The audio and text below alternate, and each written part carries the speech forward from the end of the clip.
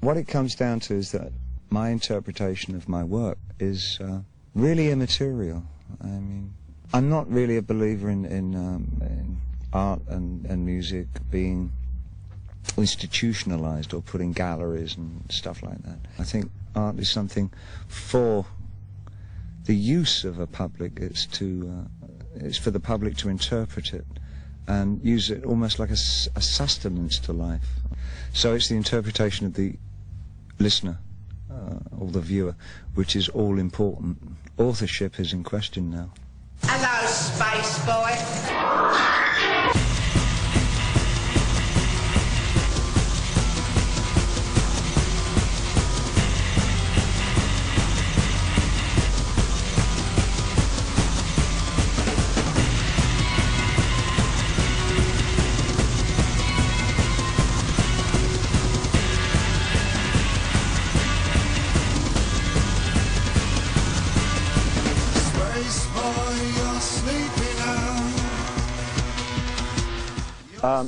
What Brian and I found that we were doing initially in March of '94, when we were looking for grist for the mill, is dealing with all the subjects that interested us at that time. For my part, it was things like the re-emergence of neo-paganism and ritual body art and fragmentation of society, which is an ongoing thing that I've never moved away from. That plus the odd lyric that I'd been writing over the last few months. And all these things sort of became the fodder for what we were doing. And once we started actually evolving the piece, we realized that we had formed some kind of narrative, loose, very loose, non-linear narrative with this small cast of characters. And there was a thread of a story that kept running into conflicts, like real life. There were no tidy endings, no tidy beginnings, and the whole thing was very messy. And we thought, well, that's as it should be, let's not clean it up. But it did give us the impression that this was an open-ended vehicle, that it would be, what a great thing it would be to keep working on these things right the way through to the end of the century and have more or less a kind of a diary ourselves in music and texture of what it felt like to be around at the end of the millennium. It would be so, wow, I mean, what an accomplishment, you know? And let's do it before anybody else does.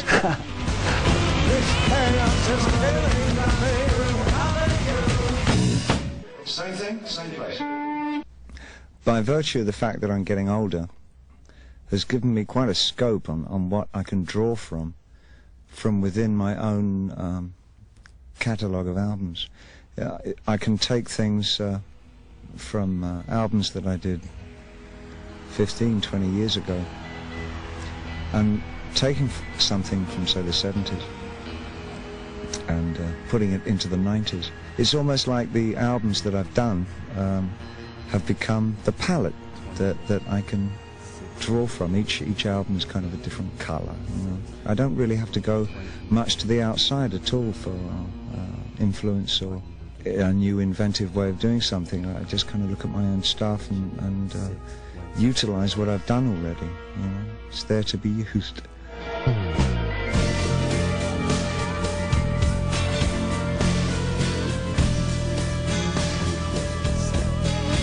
There's a similarity in the sense of there's a kind of angst that was in the late 70s albums.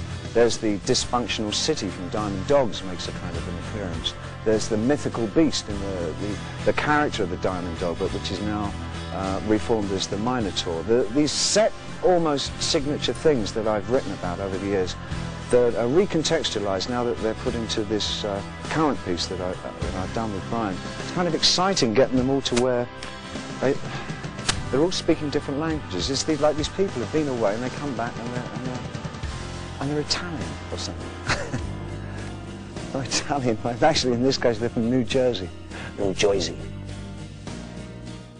When I was doing the characters in the early 70s, I think there was some problem for me about whether they were stage characters or recreating aspects of my life and taking it on stage, or whether the thing was evolving on stage and I was then pulling it back into real life. And now I think what I'm doing probably to protect my own sanity is that, in a way, it's a precaution. I guess instead of inventing just one character, I've invented about 7 or 8, and I think it enables me to retain the guise of an author, but at least I don't identify with them.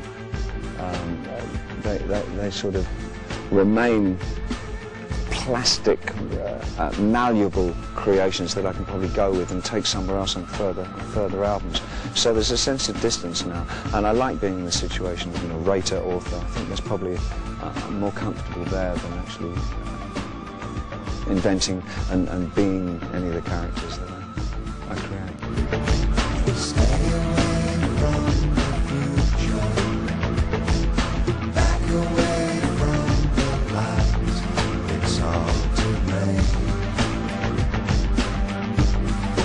Even though there's a very strong narrative and characters in this new piece, Outside, it really isn't what the album's about. The album is about atmosphere. It's about the sound of 1995. The narrative and the characters are really a kind of a skeleton. The content of the album is what's put on that skeleton, which is the musical texture. That's the flesh and the blood. I don't think there's ever really been a time in the last 25 years making music and writing music that I haven't also painted. If I have any kind of a problem with the context of something, or if I come to a block and I can't go forwards anymore, I'll often revert back to the other medium. So often if the music side of things is bogged down, that I've got to this kind of impasse, then I'll go and paint it.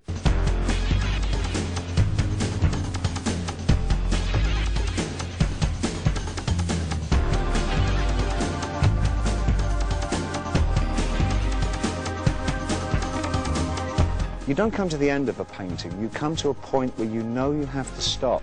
And I think the great artists know where to stop, and those of us that are kind of tagging on behind, sometimes we go just a bit too far and you destroy the whole thing. We don't do quite enough and it's a bit weak.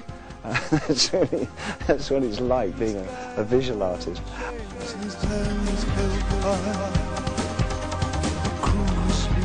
16 measures of solo. 1989. And then an additional 8 as a Tin Machine Special. And then we break Was that the original? Snare. Because it was pretty much an experiment in its own way, in its own nature. I think a Tin Machine probably embodies some of the best and some of the worst. It was the best of times, it was the worst of times. So of the work that I've done over the last 10 years anyway, it had extraordinary high points and some real downers, which comes with the territory of experimentation. Not all of it works, but when it does work, it works really well. And again, it's a thing that Brian always uses when I get a bit timid about the work that I'm doing. He says, don't forget that in music you can crash your plane and walk away from it, that art really isn't that full of life-threatening situations.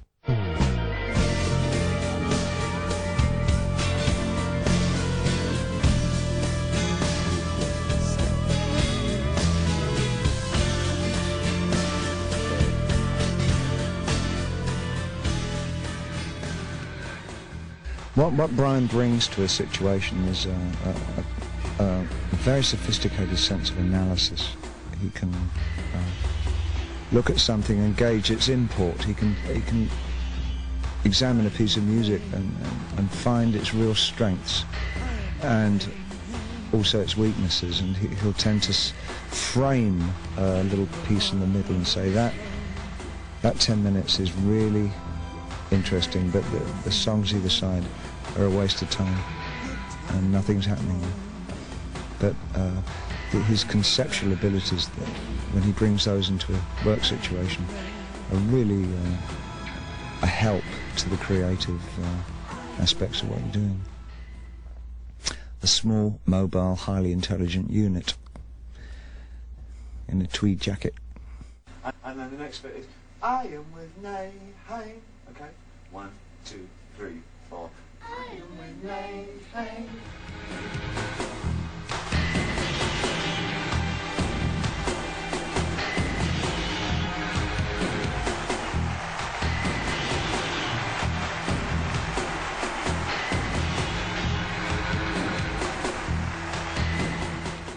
A lot of the recording situation for Brian and myself is sort of a what-if kind of situation. It's like there's a lot of play involved with what we do, and unless you have musicians who are completely in tune with that, it can produce great hostility in the studio, which is something that did happen in the late 70s when we worked together.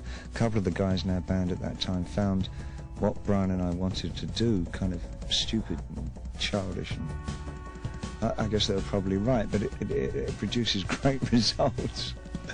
And this time around, I purposely chose musicians who would feel at ease in a kind of a slightly humorous situation. Mike Garson, of course, is from the Aladdin Sane period of my work, and was always a really out there, fairly eccentric musician. I had Erdal Kizilcay, who's a Turkish musician who I've worked with over the last 5 years, playing bass and keyboards. Reeves Gabrels from Tin Machine. Sterling Campbell was the drummer, who was also the drummer on Black Tie, White Noise, and subsequently is now working with Soul Asylum, so I'm afraid we've lost him for the tour. And we had Carlos Alomar, who worked almost continuously with me, off and on, since 1973. Oh, Patty, I think I've lost my way. What a fantastic death act. Patty, what a fantastic death act. The song itself, Heart's Filthy Lesson, because it's made up of juxtapositions and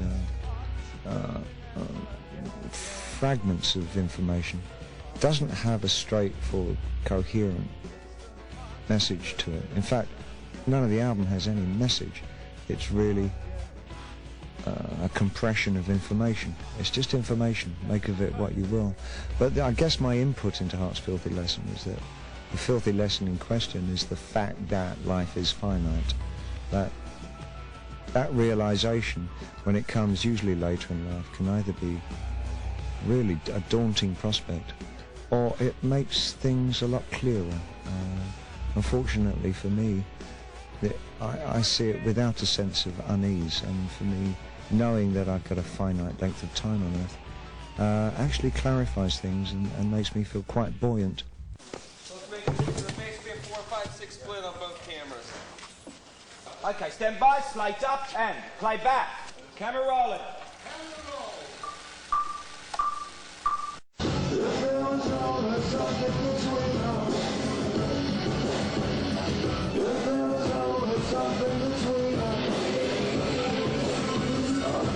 A show reel is like a tape that shows a director's work, what he's been doing over the last couple of years. And the one that really struck me was the one by Sam Bayer. There was a sort of a kind of a painterly way of the way he sort of distresses everything that he does. You know, things are like broken down, rooms are very kind of have an aged, stained quality to them. And when I got to meet him, a lot of it became clear why his stuff looks like it does. He was a painter for 8 years, and he brings that sensibility to his work. So the very loose storyline was a group of young artists creating a Minotaur out of cast human parts and a bull's head. And I provided the sort of Greek chorus to it all.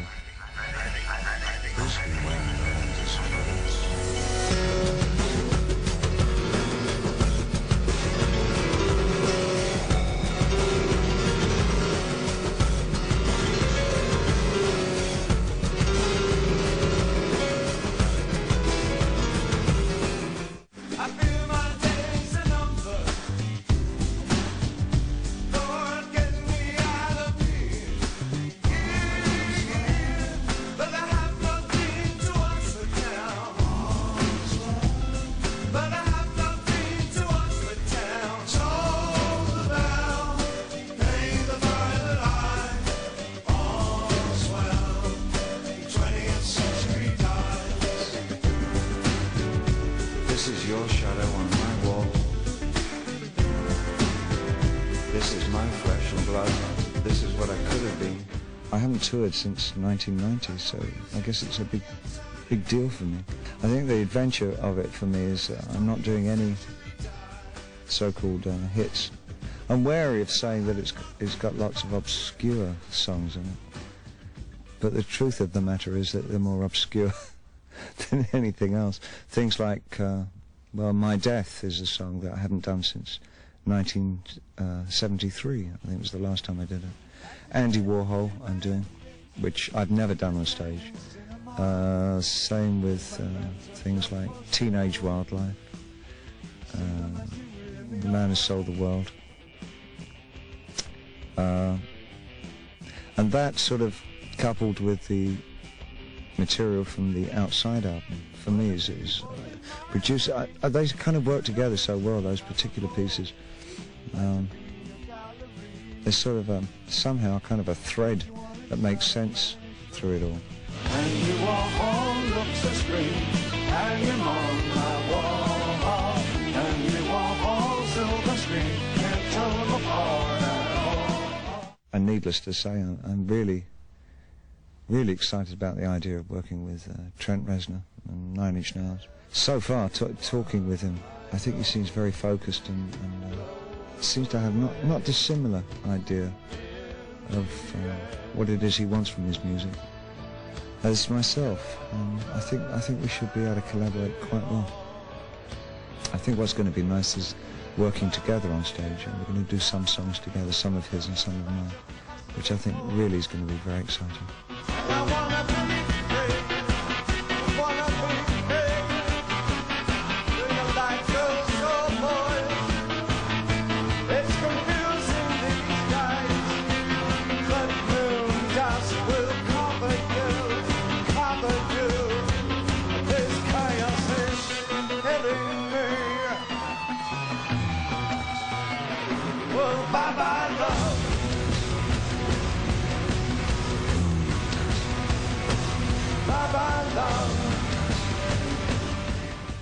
I can't remember who said it, I wish I could, but something to the effect of that religion is for people who believe in hell, and spirituality is for people who've already been there. And, you know, I got that going for me, so that's nice.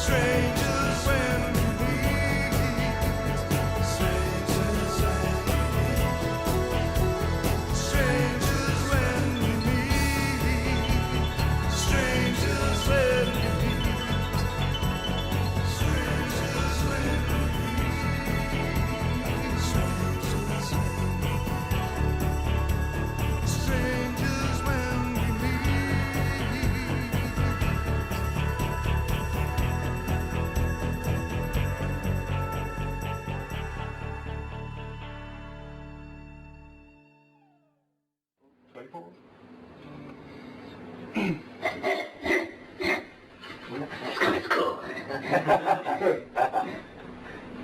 Scum's cool. Red. Oh, those fucking creepy. Scum's red. Scum's red. Dog. Scum red. Dog.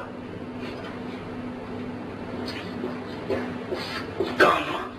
Scum. Scum. Scum. Scum. I'm trying to make it as Red. compact as possible. Dog. Lovely compact foot. Scum. Red. Dog. Here we go. Scum.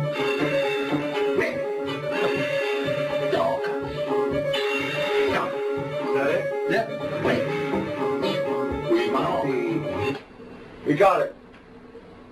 Yeah. No, actually, that isn't the one before. Oh. That's the first of the three.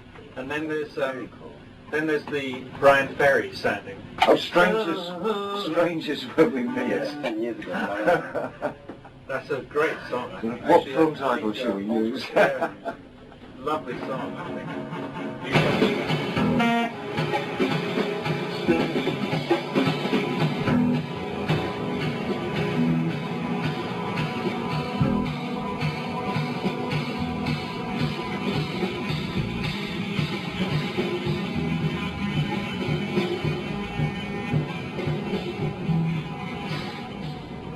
Wow.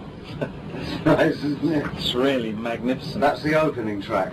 It's so weird, I think. And dark and kind of murky and so. You know what I mean about that Carl Orpheum? Yes, definitely, yeah. Whoa, whoa! Yeah, and whoa! also... And they're all loops, of course. They're just, you know, I took that thing of the looping, of the little, you know, and I just divided up the times. Right. And had this multitude of little funny voices. And there's them, I go, oh! It's this really, kind of scary little voice in there. It's got that sort of medieval carnival atmosphere. Absolutely, Bruegel-esque. Yeah, thing, exactly, you know? Yeah. Yeah, it's Icarus falling, you know, and everybody's carrying about their work, and it's this awful, strange thing happening down here at the bottom, the poor dunce type figure. Yeah. It was kind of, I was thinking that's what it was. It's kind of Bruegel-esque about what I was trying to get across. The village and the dunce, you know, that sort of, the leather hats. Right, yes, it fits in with a small plot of land. Yeah, right, yeah. I get the What happened, you see, that was part of the lyric, but by the time I'd finished, I realised it was no longer in there, because they buried him, in my linear story, they buried him in a small plot of land at the bottom of a hill near the village, but that kind of got left out of it. But I thought it was such a nice title. Great title, yeah. That it's sort of, you know, I thought, well, damn it, the line doesn't have to be in the song at all. No, it's a great title. So that's where that's going, like. Do you want to hear another one? Sure. Got one more. The others you know, Motel you know.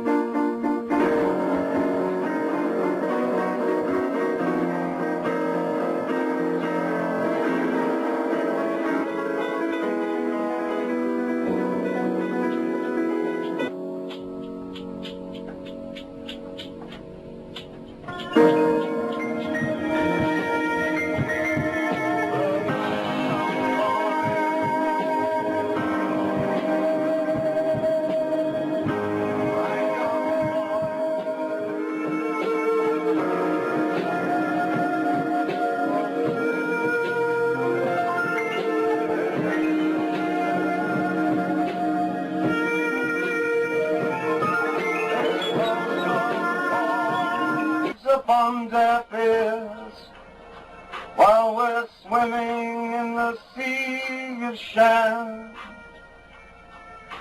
living in the shadow of vanity, a complex passion for a simple man.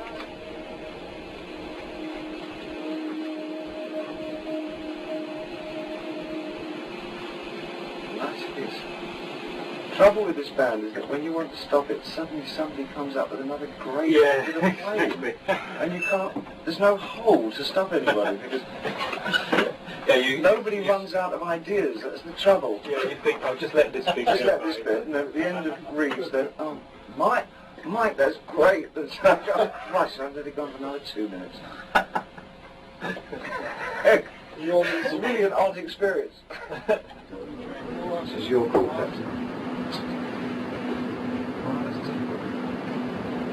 Too bad responsibility of playing pool in the next millennium. The next millennium. On your shoulders. Right now. The decision was made at 21 minutes to 1.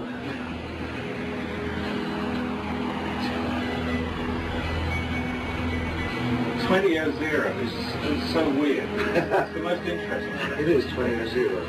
Yeah. I think we should go for Carl Zero. I think it was even the song. It's when you're zero, get when it comes.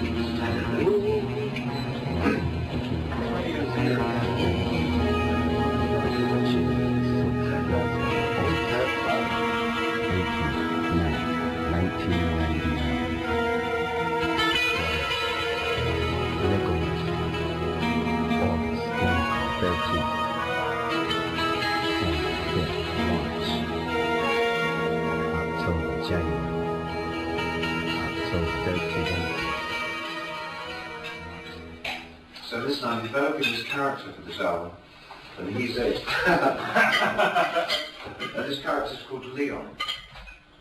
And I'm not sure quite who Leon is, but we've got him talking already. He's got some lines on this other piece. Oh, good. Things like, is it opportunity? Hello, Leon. Yes, the other thing that she prompted me to say was that the diversification of musical styles among the band, that everybody relates to what we're doing. Yes. I mean, we're starting from pretty straight-ahead funk, but with some kind of spin on it. And over with Paul McCartney leanings, and dancing with straight jazz. I mean, but everybody likes this pool of stuff. Yeah. Well, I think it's because it fringes on all those. This pool sort of fringes on those things. Yeah. Just timing something here. 45 seconds. The secret music. There's a bunch of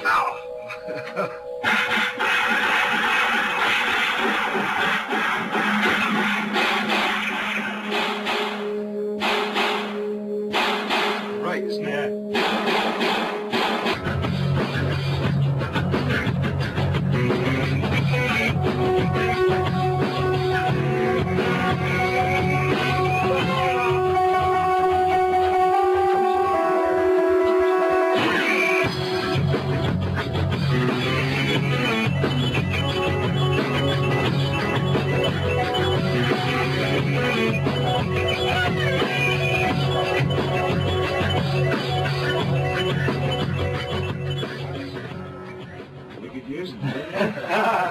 But I was just thinking, wouldn't it be incredibly brave now to say, okay, that's it. That's the record. I'll sing something. That's half of the record. Yeah. Now let's make it work. So you just it was Live Now We All Die. Right. And somebody had to try to make something of that. Yes. So this is the last thing they did. We've got to make it into something great. Now what would you do if that was the problem? Like our other selves had all died, and now we're a bunch of young music archaeologists who've just discovered these tapes. Yeah, good. That's very good. last thing. So that's yeah, it's good then, isn't It's it? amazing. Then isn't that good? Jolly good. That's good then. But the more things you add, the longer it takes. Yeah. It's Yeah. no problem. But if it's a piece of pure dynamic art, that you can't dance to it, then we want to quantize it. Yeah, exactly. So what do you think about the basic idea of maybe at some point you shooting over to Junior Boys Club with a couple of things and do you like that idea? Oh yeah. You think, I mean, because I prefer those mixes to go on the album than being done specifically for singles and stuff and dance tracks. I don't see the point of doing different mixes. It'd be great if we did the dance mix was part of the album. That's how it's mixed. Yeah.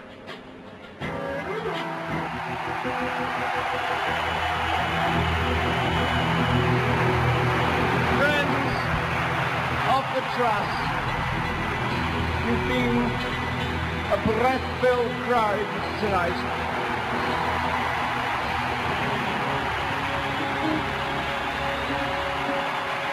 You've been positively flyboys. We are surely on our way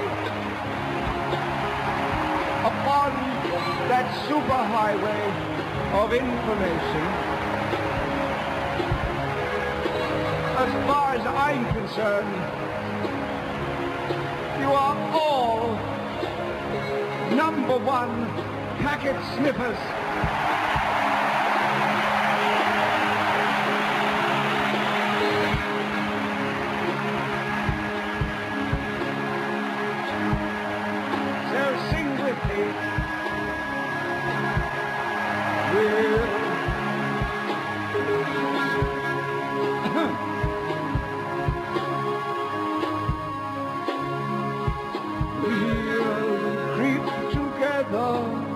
you and I, under the bloodless chrome sky, we'll creep together, we'll creep together, we'll creep together, you and I. I know exactly. Is that the mic up That's now? four. Great. That's nice. That's terrific. That's beautiful. I love that. I think that's just great. And then the next bit is I am with Nay, hey. Okay. 1, 2, 3, 4. I am with Nay, hey.